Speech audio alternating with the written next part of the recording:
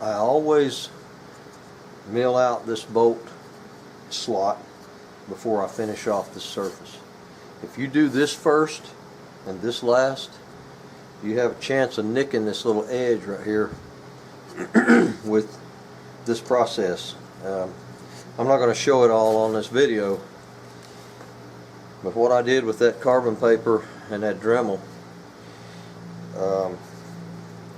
it took me about 45 minutes, but it was about 50-60 times of putting that carbon paper in there and scuffing it and marking it and marking it and marking it, and every one of those times is an opportunity to scuff this outside surface around the edges of it right here. So I always do that first and this last.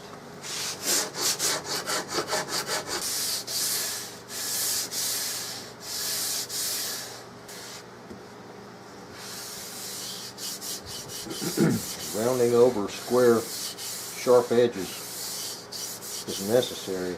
You want to really be careful how you do it. And I do it the very last thing with 220 or 320 paper. You got sharp edges. You don't want any sharp edges on a rifle unless you got metal coming in right behind them where they're not sharp to your touch. But you don't want sharp edges around any of your cutouts. Around here you just don't, because they get dinged real easily. These edges here inside are sharp, but on the outside over here and here they're not. And so you want to really be careful how you round them over. Obviously this sharp edge right here where this schnabel tip, this cap fits on there, you leave that alone.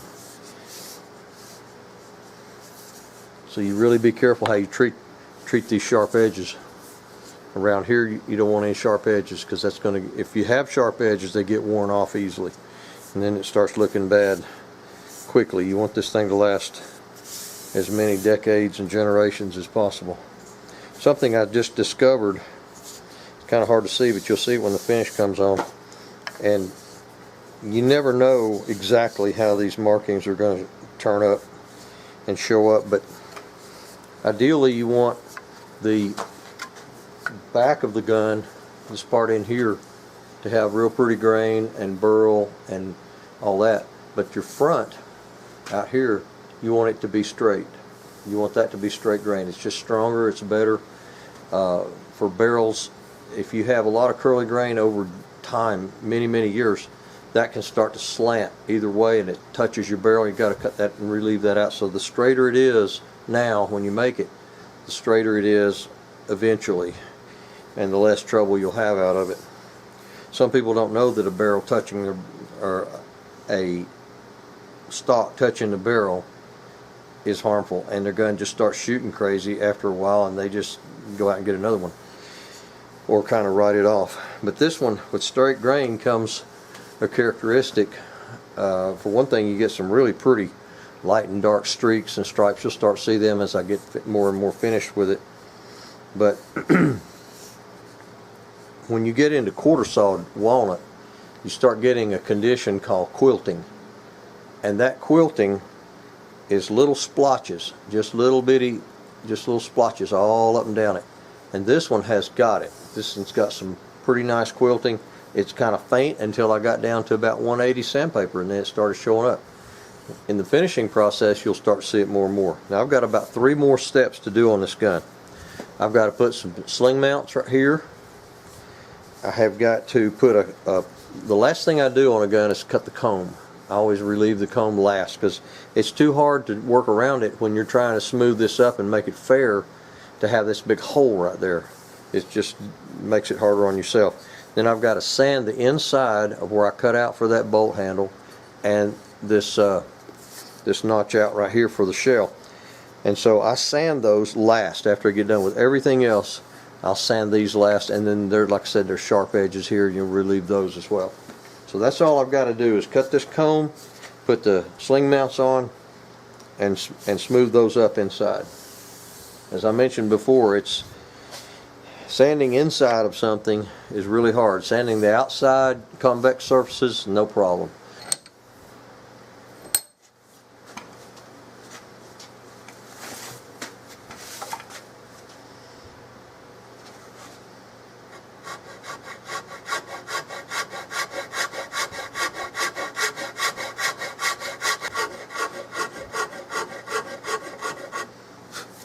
This has a practical purpose.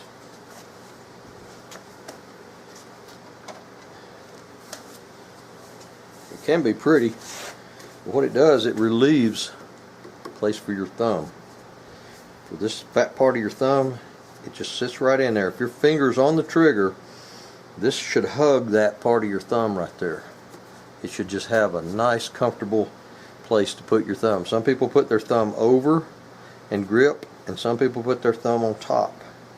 I know good shooters that do it both ways. It's just taste. But this gives your thumb, your hand, a comfortable place to sit. And that little ridge I put down there, that just hits that little joint in your fingers and just hugs it. Your hand, we have different size and shaped hands, but they all have that similarity of that and that. And if you make a stock the right way, that stock should just land in your hand. It just should sit there.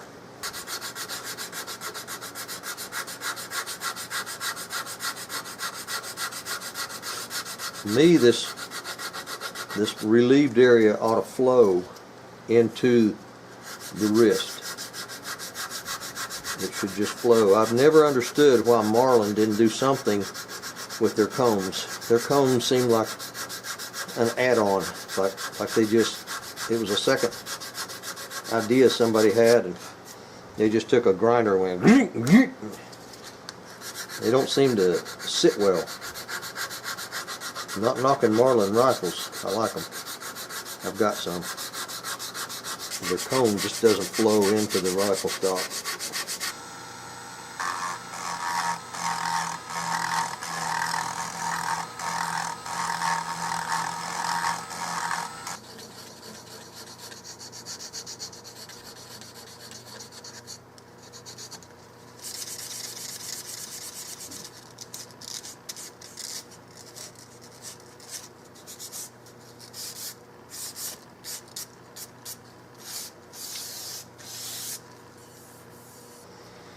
Industry standards are 3 inches in front of the butt pad. It's where you put your sling mounts.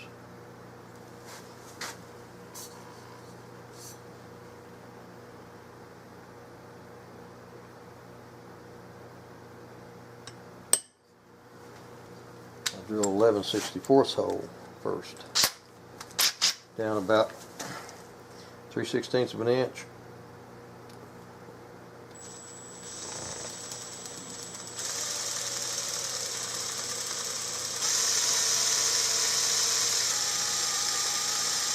And then I deepen it with a 5/32, which is a 64th smaller than that.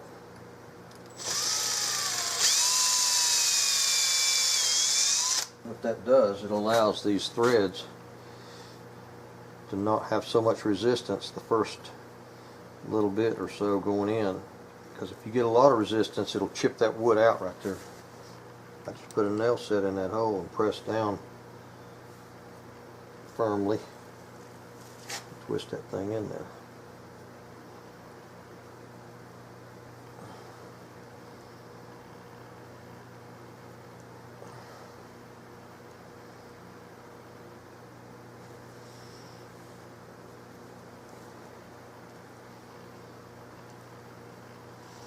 After I get it all the way in and seated, I'll pull it back out, and if there's any roughed up areas, I sand those smooth.